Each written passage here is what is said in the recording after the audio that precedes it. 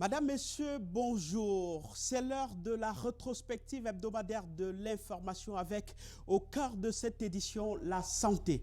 Plus de 1000 nouveaux cas et 23 décès en une semaine. La remontée des chiffres relatifs à la pandémie Covid-19 au Cameroun inquiète. Pourquoi, comment, que fait-on, que ferions-nous? C'est autant de questions à aborder avec notre invité. Mais avant, voici le round-up de l'actualité hebdomadaire.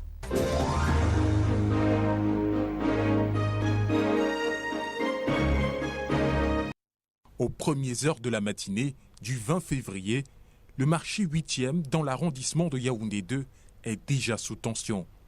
Ces vendeurs manifestent leur courroux face aux événements survenus la veille dans cet espace commercial.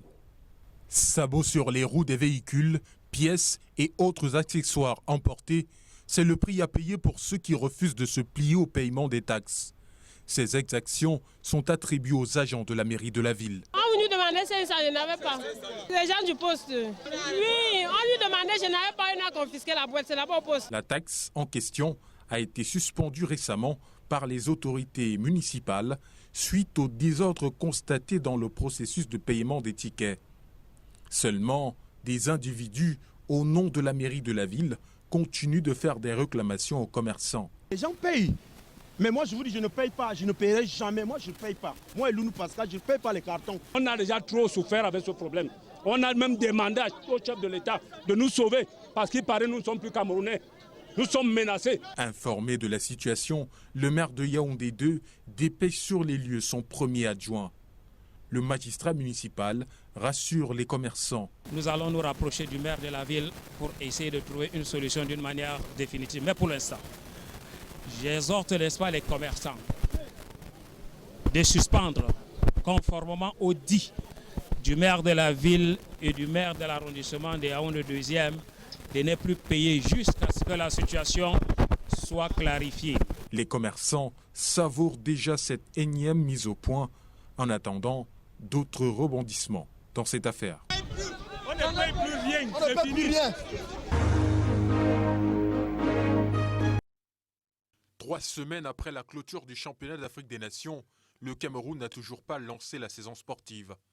Les batailles entre les acteurs de football plombent le démarrage sous le regard du ministère des Sports. Il semble être à l'étroit pour le juriste qu'il est, le grand professeur de droit qu'il est. Il est difficile pour lui de pouvoir surmonter, de pouvoir parfois mettre de côté les données.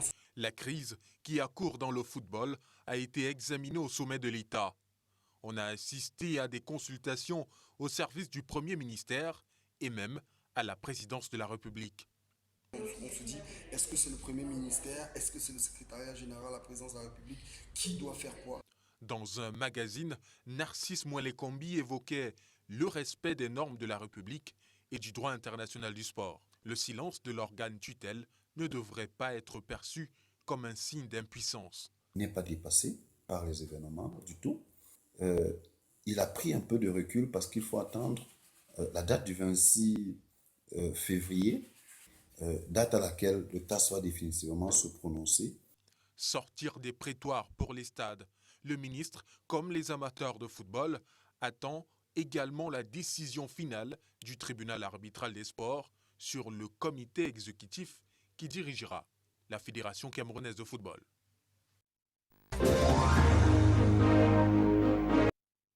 Un frémissement avec ce courrier du directeur général des élections par lequel Éric Essoussé consulte des démembrements régionaux dans la perspective de la réforme du code électoral.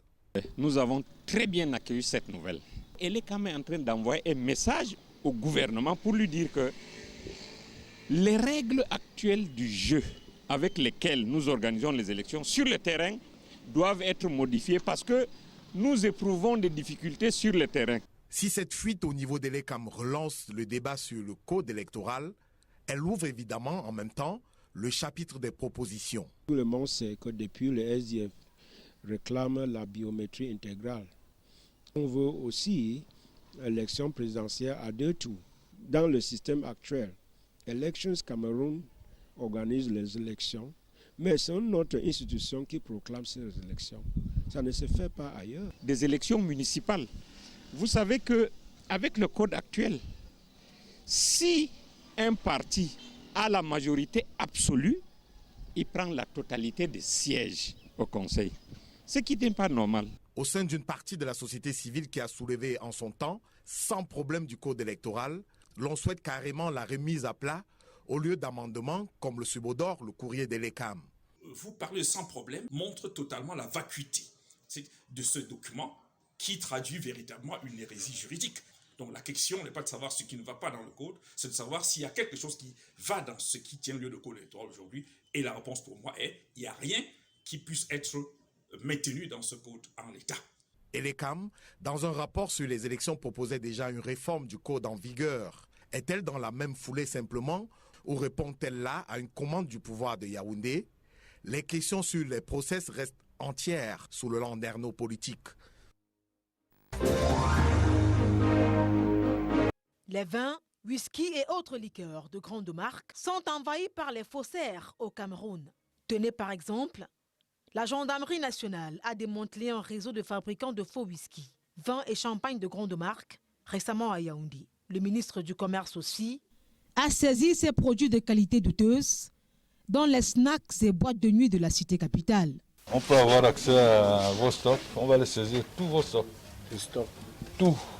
Des vins et spiritueux d'origine douteuse, manipulés par des individus qui mélangent les produits chimiques dont on ignore tout de l'origine et la nature. Une bouteille dont le bouchon a été manipulé et le contenu, pas uniquement le contenant, qui a une couleur apparemment différente. Dans ce cas, il faut toujours signaler. Un véritable poison qui tue les consommateurs à petit feu. C'est un organe qu'on appelle l'estomac. Ça peut créer des ulcères. L'organe qui est très souvent touché, c'est le foie, qui est chargé de synthétiser tout ce qu'il reçoit. On peut se retrouver avec une intoxication à l'alcool et à terme une cirrhose.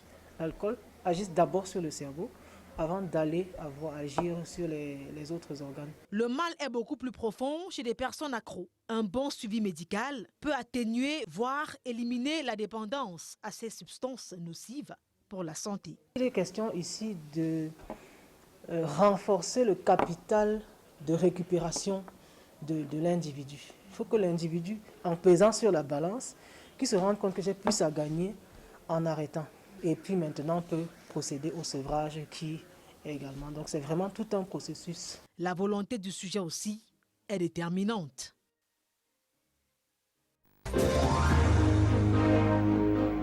Le Cameroun a entamé sa phase compliquée de la pandémie à coronavirus en mai 2020, avec près de 5000 cas contaminés, a souligné le patron de la santé publique.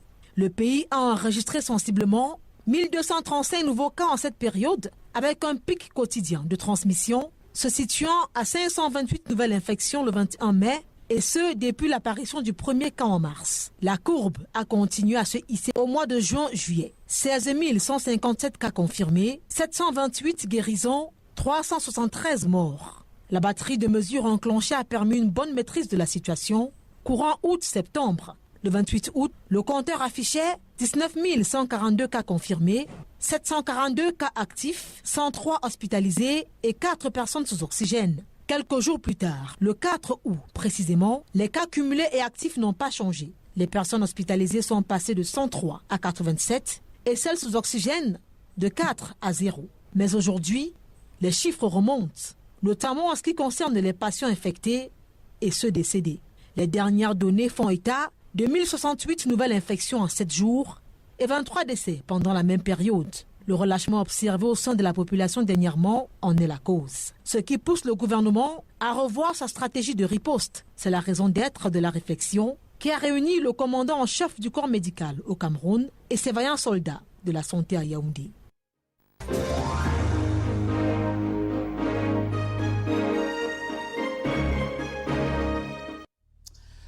Merci de nous regarder. Si vous nous retrouvez seulement maintenant dans le cadre de cette émission, la rétrospective hebdomadaire de l'information. En face de moi est bien installé un acteur clé institué dans le système de la santé du Cameroun par la communauté internationale via son organisation spécialisée de la santé. Il est très actif sur les différents fronts sanitaires de notre pays, le Cameroun, et surtout sur la stratégie de riposte camerounaise face à la pandémie Covid-19. Fanuel Abimana est le représentant résident de l'Organisation mondiale de la santé au Cameroun. Fanuel Abimana, bonjour et bienvenue sur le plateau de la Rétro. Bonjour Arnaud Gueffat, merci pour l'invitation. Alors, on a vu l'inquiétude revenir après l'enregistrement en une semaine de plus de 1000 nouveaux cas, 23 décès. Est-ce que cette semaine, les chiffres à votre disposition ou des informations à votre disposition confortent cette inquiétude-là? Absolument. Si vous voyez la courbe des cas de Covid au Cameroun, le premier cas a été détecté le 5 mars 2020. Très exact. Et nous avons vu une remontée du nombre de cas avec un pic mi-mai où nous avions plus de 2000 cas par semaine. Et puis une chute qui est allée vers le mois de juillet et une situation plutôt d'accalmie entre juillet et fin octobre où on avait entre 200 et 300 cas par semaine. Mais depuis le mi-novembre, nous voyons de nouveau une remontée. Et cette fois-ci, l'inquiétude, c'est qu'il y a à la fois le nombre élevé de cas confirmés, mais également le nombre de décès. Et donc, c'est une situation inquiétante. Et le ministère de la Santé publique, bien sûr, avec les autorités publiques, revoit les stratégies en cours.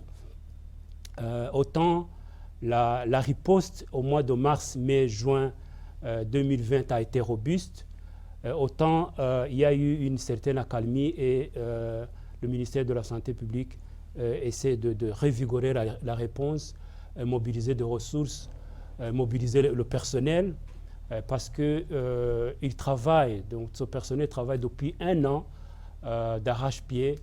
Il faut les remobiliser, il faut les appuyer pour justement faire en sorte que la remontée actuelle des cas et des décès puisse être jugulée. Est-ce qu'on peut arriver à expliquer cette remontée? Est-ce qu'il y a des éléments qui vous permettent d'expliquer aux téléspectateurs qui nous regardent cette remontée? À quoi est dû cela? On peut penser à les mesures barrières essentiellement. Donc le virus est toujours peut être prévenu par les mesures barrières, le port de masque, la distanciation, le lavage des mains. En venant ici, je viens de traverser le marché de Toudi et ça fait chaud au cœur de voir le Cameroun travailleur, le Cameroun qui se lève tôt. Et les gens sont à pied d'œuvre en train de faire leur business, mais en même temps, j'ai eu beaucoup d'inquiétude de voir que la notion de distanciation n'existe pas dans ce marché. Et de toutes les personnes que j'ai observées, il n'y avait pas une seule personne qui portait le masque. Et donc voici une situation par laquelle le virus peut être transmis d'une personne à l'autre. Et donc le fait que les rassemblements en général, rappelez-vous, l'année dernière, le gouvernement avait instauré des mesures d'interdiction des rassemblements de plus de 50 personnes. Ces mesures n'ont pas été levées. Mais malheureusement, elles ne sont pas observées.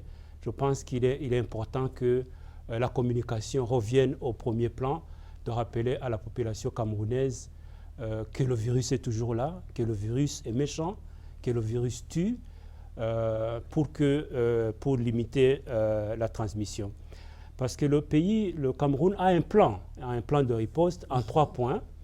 Et le premier élément de ce plan, justement, c'est d'essayer de limiter la transmission à travers les mesures barrières dont je viens de parler, mais également la surveillance, la détection précoce des cas, l'investigation. Et le deuxième volet, c'est le système de santé. Donc la réduction, de minimiser la morbidité et surtout la mortalité à travers le renforcement du système de santé, la disponibilité des lits, la disponibilité des médicaments, la disponibilité de l'oxygène, la prise en charge des cas sévères. Donc tout ce dispositif a été renforcé. Et enfin, le troisième pilier de la réponse, c'est de minimiser l'impact sur le système de santé et l'impact socio-économique.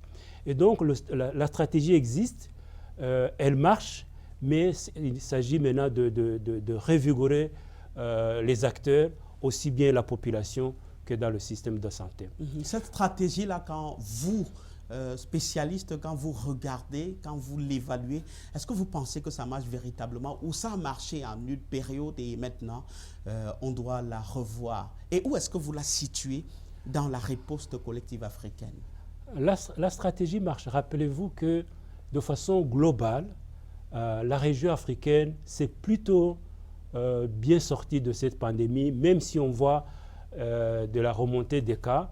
En général, la région africaine compte 2 à 3% de l'ensemble des cas au niveau mondial et 2 à 3% du total des décès.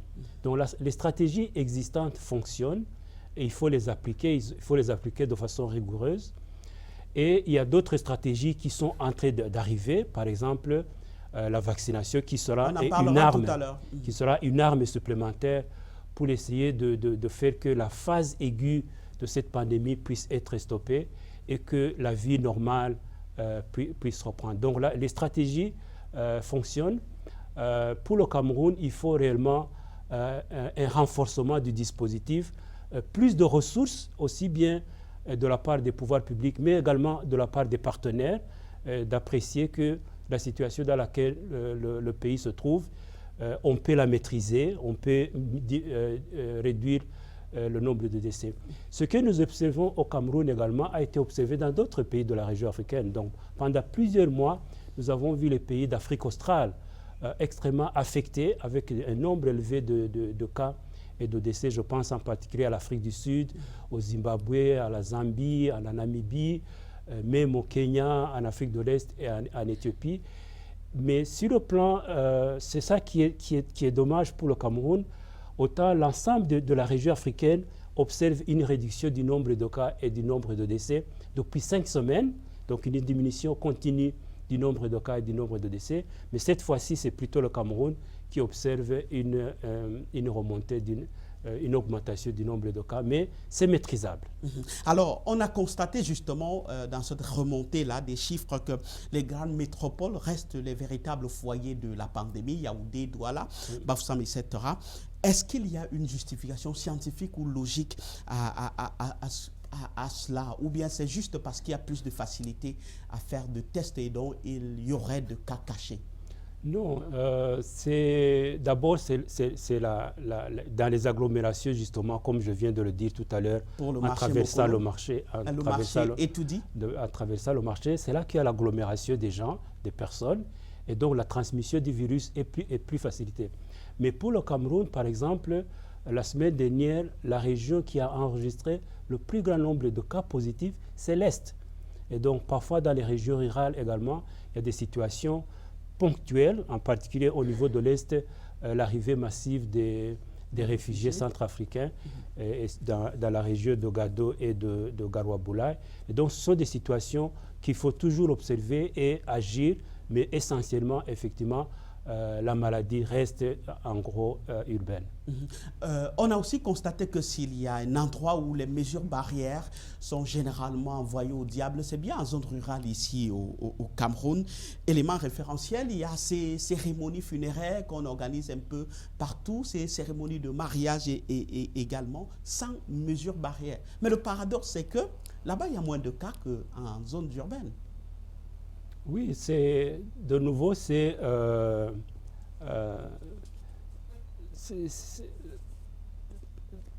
dépend. On ne peut pas dire que les mesures vont s'appliquer uniquement aux populations urbaines et que dans les zones rurales, je viens de vous donner l'exemple de l'Est, où les cas remontent. On a eu des foyers d'épidémie dans la région d'Adamawa, on a eu des foyers de transmission dans la région de l'Ouest. Et donc, partout où il y a des des rassemblements de personnes. Il suffit qu'il y ait une personne qui est infectée pour transmettre la maladie. Et donc, ces mesures-là doivent s'appliquer au niveau national.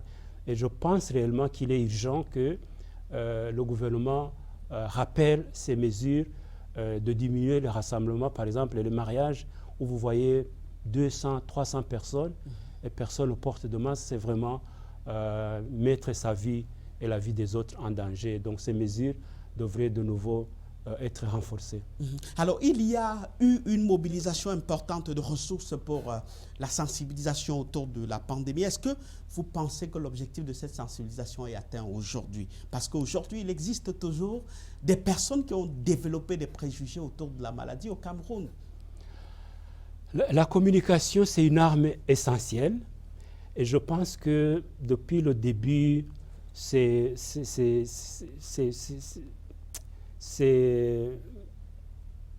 une stratégie qui, à mon avis, n'a pas vraiment bien fonctionné.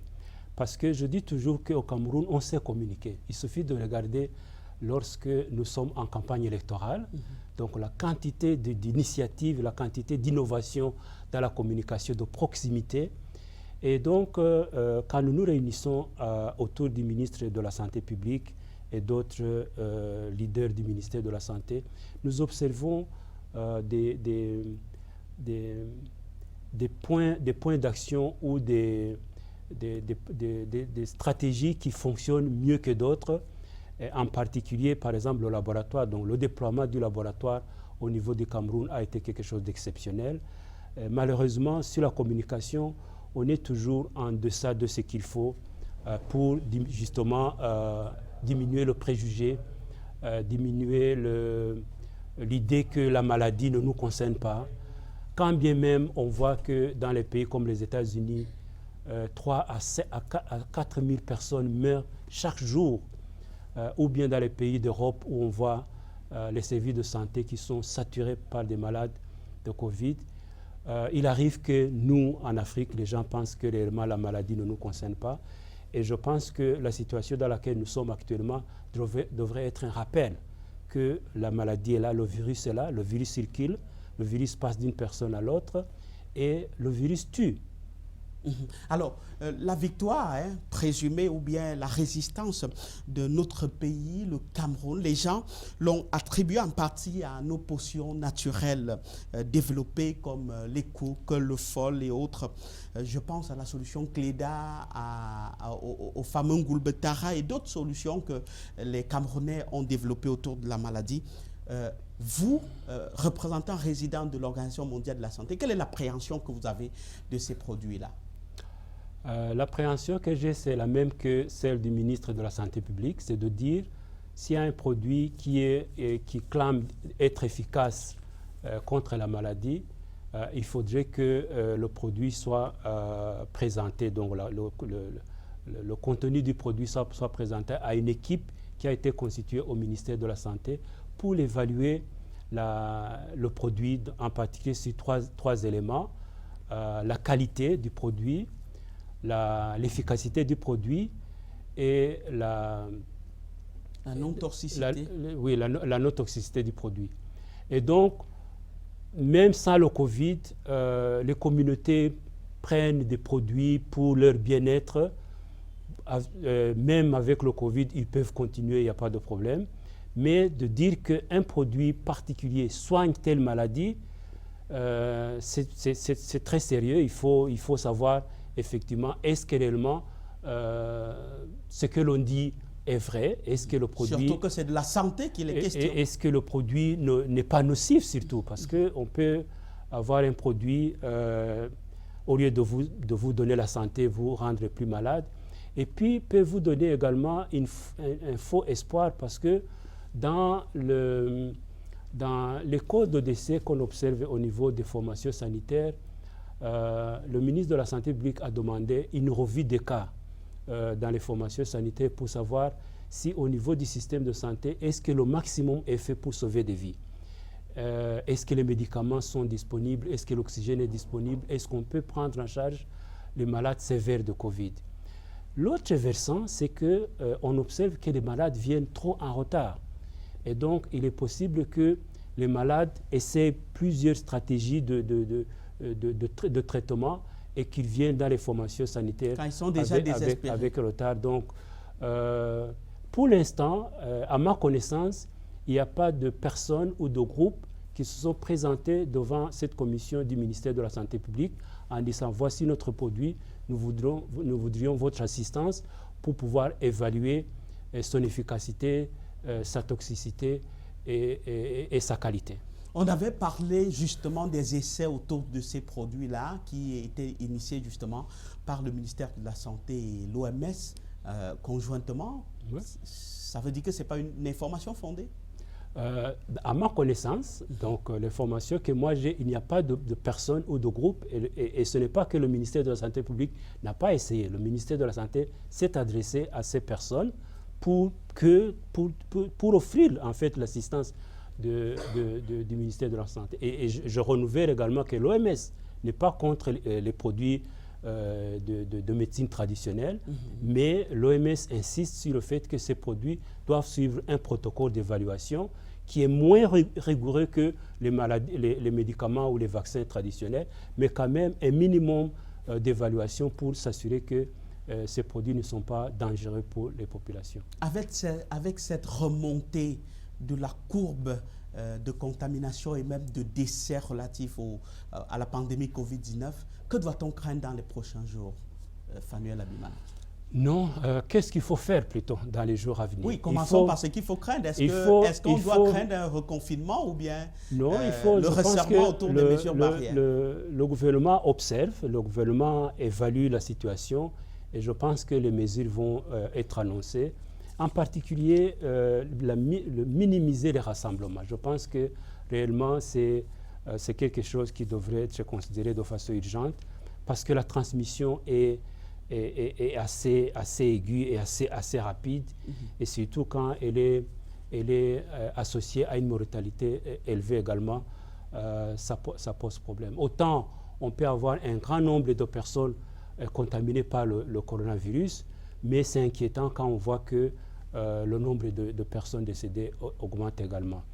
Et donc, je pense que la situation est connue, donc le gouvernement est au courant de cette situation et je pense que des mesures vont être annoncées. Alors, vous parlez de ce qu'on doit faire. On a vu le gouverneur de la région de l'Ouest, par exemple, signer un communiqué le 12 novembre 2020 pour mettre en garde les populations justement sur la résurgence de cette crise alors que tout semblait revenir à la normale. L'organisation populeuse des cérémonies de tout genre, sans précaution, on parlait tout à l'heure des cérémonies funéraires. Est-ce qu'au-delà de sonner l'alerte par ces autorités administratives-là, est-ce qu'ils ont les moyens de suivi de ces mesures barrières instituées par le gouvernement? Est-ce que vous pensez qu'on leur a donné les moyens de suivi? Ça a été dans mon propos initial, c'est de dire, rappelez-nous comment le Cameroun s'est déployé en mars, avril, mai, juin, juillet 2020, et donc une mobilisation massive, des ressources qui ont été fléchées pour la réponse, aussi bien au niveau du gouvernement qu'au niveau des partenaires. Donc j'en appelle aux uns et aux autres de vraiment faire la même chose et de permettre aux services de santé de fonctionner à tous les niveaux. À tous les niveaux de la chaîne ou bien à tous les niveaux de la carte sanitaire du Cameroun? Oui, bien entendu, parce que les malades de Covid peuvent se trouver dans n'importe quelle formation sanitaire. Et donc, il y a eu des stratégies d'avoir des centres de prise en charge. Il faut les réévaluer. Est-ce qu'au niveau de chaque région, nous sommes en mesure de prendre en charge de façon optimale les malades? Je pense que réellement, l'ensemble de ces sujets sont connus et nous espérons que les ressources, je parle à la fois pour le gouvernement, mais également se fait un plaidoyer auprès des partenaires pour se remobiliser et venir appuyer les actions du gouvernement. Alors, le président de la République lui-même a autorisé, après quelques mois de confinement, on va dire comme ça, après que le gouvernement ait pris un certain nombre de mesures sur son instruction, justement, dans le cadre de la riposte contre la pandémie Covid-19. Mais quelques mois après, il a autorisé la réouverture des débits de boissons des restaurants au-delà de 18 alors que c'était une mesure qui semblait bien marcher pour limiter les contaminations. Est-ce que ce n'était pas un ton lancé au relâchement parti de la plus haute sphère de l'État? Ok, ça c'est 30 avril 2020. Je pense qu'on en a tiré des leçons et malgré tout, la situation, rappelez-vous, la situation s'est calmée entre juillet et octobre. Maintenant, ce qui est important, c'est de voir quelles sont les actions utiles aujourd'hui pour limiter la transmission, pour renforcer le système de santé et de mieux prendre en charge les malades qui se présentent dans les formations sanitaires. Et cela faisant, de limiter l'impact de ce deuxième pic, de cette deuxième vague sur les systèmes de santé et la vie socio-économique du pays. Est-ce qu'on pourrait imaginer revenir à cette option-là de fermer les restaurants et les bars au-delà d'une certaine heure? Non, je pense que c'est une décision qui doit être évaluée et le moment venu, le Premier ministre fera cette annonce. Voilà. On va aborder la deuxième partie de cette émission. Ce sera sur les questions de vaccins et surtout de cette nouvelle forme qu'on parle un peu mutante qui est survenue dans le monde et qui alimente toutes les causeries vedettes. Mais avant, je vous propose cet élément justement relativement au vaccin signé Karel Mezatia. Le sujet a meublé les unes des journaux parus ce matin.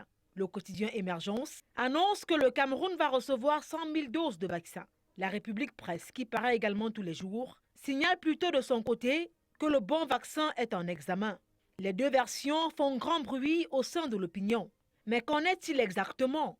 Pour en avoir le cœur net, nous nous rapprochons du ministère de la Santé publique. Une source très proche du chef de ce département nous informe off the record que la République Presse est beaucoup plus proche de la réalité. La question a été évoquée au 19h50 mardi dernier sur le canal de International. Manaouda Malachi, en posture d'invité du journal, a apporté des précisions. La situation épidémiologique actuelle n'appelle pas à un recours tout de suite au vaccin.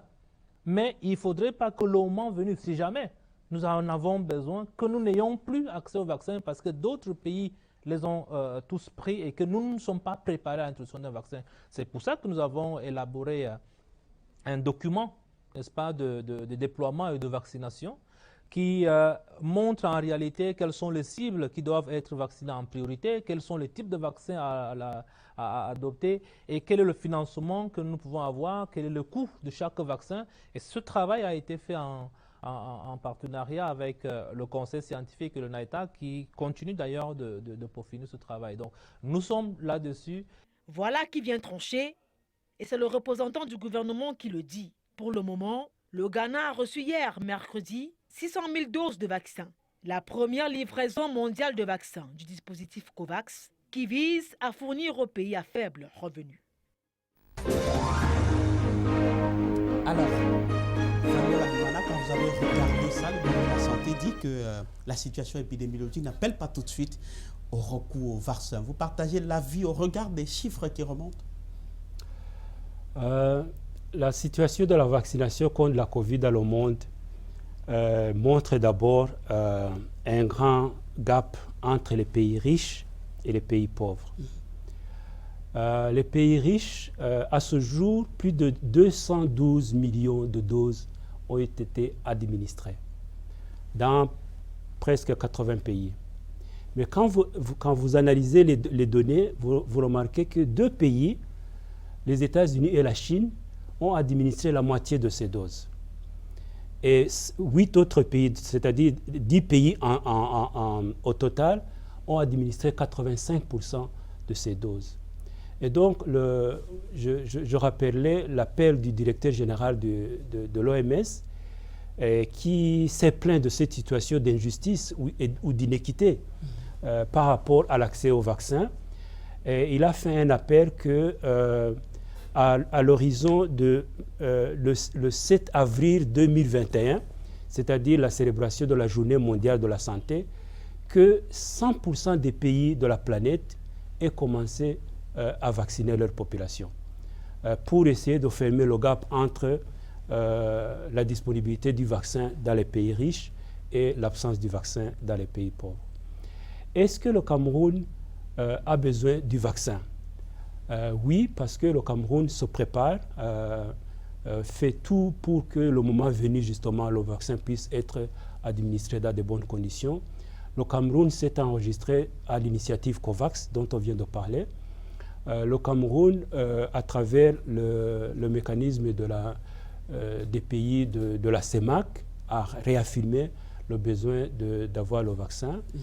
Et le Cameroun, à travers le mécanisme de l'Union africaine, donc l'Union africaine également a créé un mécanisme où ils ont pu accéder à quelque chose comme 600 millions de doses qui vont distribuer dans les pays, plutôt que les pays vont accéder en les achetant.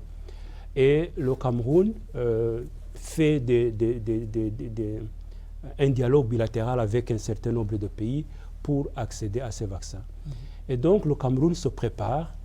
Et pour revenir au mécanisme COVAX, il y a 4 conditions pour que le vaccin puisse être mis à la disposition d'un pays. On a parlé du Ghana avant-hier qui a reçu ces vaccins. Mais hier, la Côte d'Ivoire a reçu ces vaccins.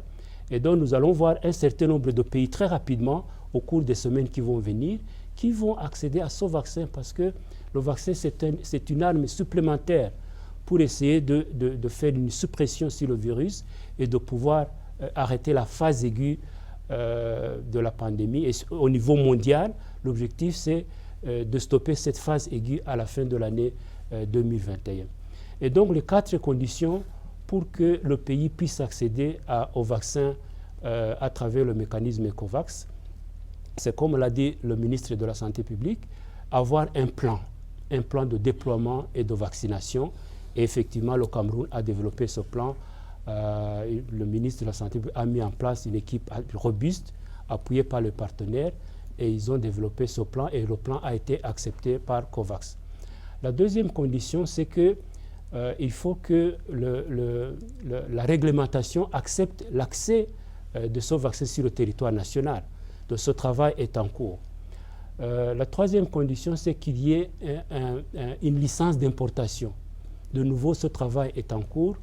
Et la dernière condition, c'est qu'il y ait un arrangement ou un mémorandum d'entente entre l'État membre et les producteurs de vaccins sur des aspects d'indemnisation. De nouveau, ce travail est en cours. Donc, ce sont ces 4 conditions essentielles pour que le vaccin, quand bien même il serait disponible, il serait fléché pour le pays, que le Cameroun ou tout autre pays. Si ces 4 conditions ne sont pas remplies, le vaccin ne peut pas être disponible. Il y a 2 autres conditions qui ne sont pas obligatoires, mais qui sont importantes. C'est un mécanisme qu'on appelle VIRAT, c'est-à-dire Vaccine Introduction Assessment Tool.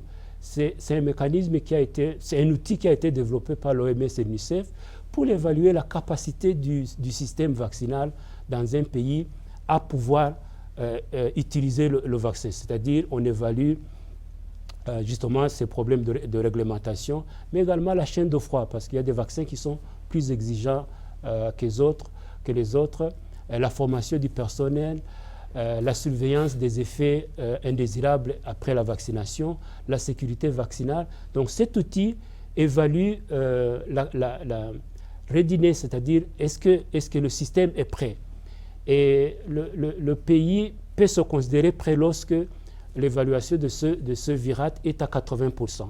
Et pour le moment, le Cameroun se situe entre 40 et 50%. Et le secrétaire général du ministère de la Santé a demandé que du travail soit fait pour rapidement amener le Cameroun à 80% de readiness d'être. Et la dernière condition qui n'est pas obligatoire pour COVAX, mais qui est importante pour le pays, c'est la mobilisation des ressources. Parce que le mécanisme COVAX offre le vaccin au pays, mais en fait, les coûts opérationnels, c'est-à-dire le vaccin va venir et va être déposé à Simaleng, mais pour que le vaccin soit efficace, il faut que le vaccin se retrouve dans le bras de quelqu'un sur l'ensemble du territoire. Donc il y a des coûts opérationnels, le transport, la formation du personnel, l'appui aux vaccinateurs. Donc tous ces coûts opérationnels doivent être mis à la disposition par le pays. Et puis le vaccin qui sera offert par le mécanisme COVAX peut aller jusqu'à 20% de vaccination de la population. Le maximum, c'est 20%. Donc, à partir de 20% jusqu'à 60%, 70% pour obtenir ce que nous appelons l'immunité collective. Donc, à partir de 20%, le pays également doit acheter le vaccin. Et donc, il y a un besoin de mobilisation de ressources. De nouveau, le travail est en cours au niveau du gouvernement, mais également au niveau des partenaires. Donc, il y a des partenaires qui sont disposés à appuyer le gouvernement pour avoir des ressources de mettre en place ce programme vaccinal. Donc, il y a du travail en cours. Le ministre a raison. Donc, le travail est en cours.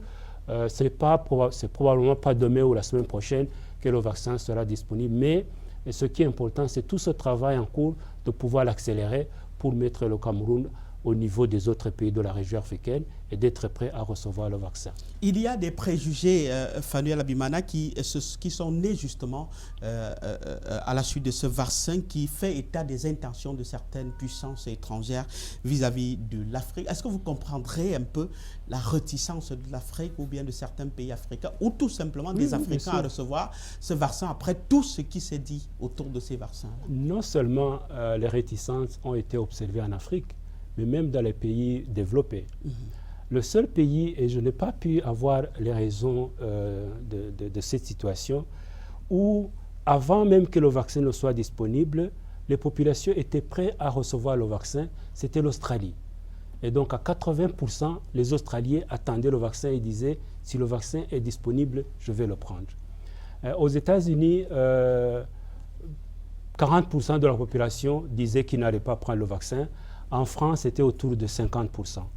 Et donc, quand le vaccin n'est pas encore là, on voit effectivement une réticence assez importante dans la population, que ce soit les populations des pays riches, que ce soit les populations des pays, les pays africains. Mais on a observé quand le vaccin est disponible, et avec une bonne communication et une bonne stratégie de vaccination, les populations adhèrent au vaccin. Nous sommes également dans notre continent submergés par beaucoup d'informations qui ne sont pas vérifiées, qui circulent au niveau des réseaux sociaux, qui torpillent ou qui ne rendent pas service au programme de vaccination, national de vaccination, même en dehors de la vaccination contre la Covid. Et donc, de nouveau, c'est une question d'éducation, c'est une question de fournir des informations crédibles. Je dis toujours que les gens qui veulent des informations, il ne faut pas consommer trop les informations qui sont dans les réseaux sociaux. Il faut visiter le site du ministère de la Santé publique, il faut visiter le site de l'OMS, il faut visiter le site de CDC, donc le Centre de lutte contre les maladies des États-Unis, ou le CDC Africa. Il faut consommer des informations crédibles. Et donc, on a les informations disponibles. Il faut voir les gens qui se sont fait vacciner de par le monde. Et il y a un pays qui a donné un excellent exemple, c'est l'Israël, qui aujourd'hui semble avoir vacciné pratiquement 80% de sa population. C'est vrai, ce n'est pas un grand pays, une population de moins de 10 millions, mais enfin, ils ont un système de santé vraiment robuste. Donc, à travers leur caisse d'assurance maladie, ils ont pu vacciner leur population. Mais ils ont également utilisé la communication à travers les rabbins, les leaders religieux. Et donc, quand le leader religieux se fait vacciner, les personnes qui croient, qui suivent ce leader religieux font confiance à l'acte posé par ce leader religieux. Et donc, de nouveau, autant la communication a fonctionné de façon non optimale dans la lutte contre la pandémie, autant pour la vaccination, il faudra faire très attention parce que si la communication n'est pas optimale, non seulement ça peut endommager le programme de vaccination contre la Covid, mais ça peut endommager le programme national de vaccination, donc le programme qui vaccine les enfants, les bébés, etc. Dans tout ça, où mettez-vous les intérêts économiques des firmes pharmaceutiques? Les intérêts économiques des firmes pharmaceutiques, ce sont des business. Donc, en fait, les gens de santé publique, nous sommes heureux qu'enfin il y a un vaccin qui est disponible et qui est efficace. Les firmes pharmaceutiques, bien entendu, ont fait un travail scientifique. Sur quoi, pardon, juste une parenthèse. Oui. Sur quoi faut-il asseoir cette efficacité que vous venez d'évoquer? Sur quoi est-ce qu'on doit asseoir l'efficacité du vaccin? Sur la procédure, parce que la procédure qui a abouti au développement de ce vaccin n'est pas différente de la procédure qui a été utilisée pour les autres vaccins ou d'autres médicaments. Et l'OMS, l'Organisation mondiale de la santé, est vigilante sur ce point. Donc, pour développer un médicament ou pour développer un vaccin, il y a des étapes. On commence en général par analyser le produit sur des animaux ou des cellules. Donc, c'est ce qu'on appelle la phase préclinique pour voir si le produit est toxique, si le produit produit l'effet escompté, quelle est la dose létale. Donc, ça, c'est la phase préclinique. Et puis, quand le produit semble donner un effet, donc je parle du vaccin en particulier, le produit passe à la phase clinique. Et la phase clinique est divisée en 3 ou 4 parties. Donc, la phase 1, on teste le produit sur les personnes bien portantes. Les personnes, vous et moi, qui n'avons pas la maladie, mais qui n'avons pas non plus d'autres maladies, pour essayer de connaître est-ce que est-ce que le produit est toxique et quelle est la dose optimale. Parce que, en particulier en termes de vaccin, si la dose n'est pas suffisante, vous développez moins d'anticorps. Si la dose est trop forte, vous pouvez développer trop d'anticorps, mais vous pouvez également avoir des effets secondaires. Et puis, on passe à la phase 2 et à la phase 3. Et c'est quand le produit atteint la phase 3 avec succès, c'est à ce moment-là que l'OMS peut donner l'autorisation de mise sur le marché ou dans le cas de situations d'urgence de santé publique, ce que nous appelons Emergency Use Listing, c'est-à-dire une autorisation d'utilisation en urgence. Et donc, les vaccins dont je parle ont démontré leur efficacité à travers ces phases.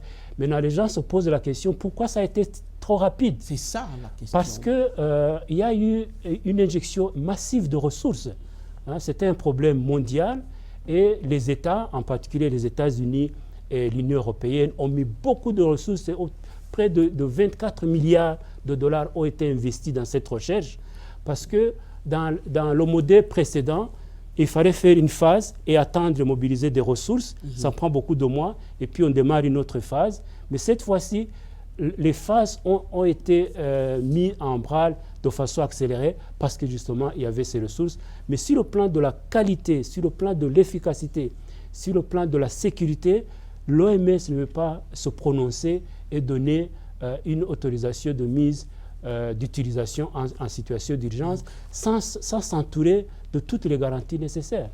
On va vers la fin de cette émission. On n'a plus que quelques minutes, mais je voudrais, pour éponger la question des vaccins, vous poser cette question parce que les ministres en charge de la santé de la sous-région Afrique centrale ont exprimé le vœu d'agir collectivement relativement à ce vaccin. Cette synergie d'acquisition de cette thérapie préventive, est-ce que cette synergie peut apporter quelque chose?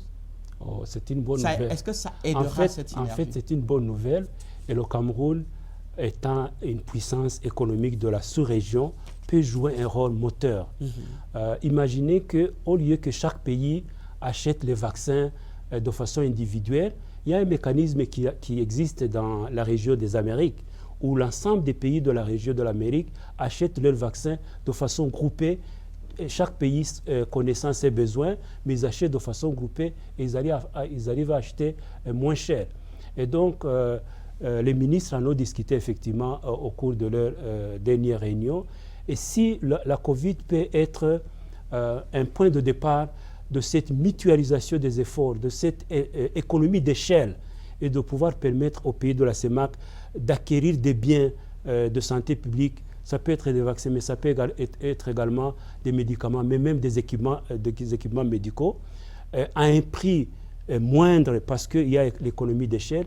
Et le Cameroun, en tant que puissance sous-régionale, jouer ce rôle moteur, ça serait une très très bonne... Nous en serions extrêmement heureux. Je voudrais qu'on en finisse, ou bien qu'on finisse cette émission avec l'information relative à cette nouvelle forme du coronavirus, cette forme qu'on a dit mutante. Oui.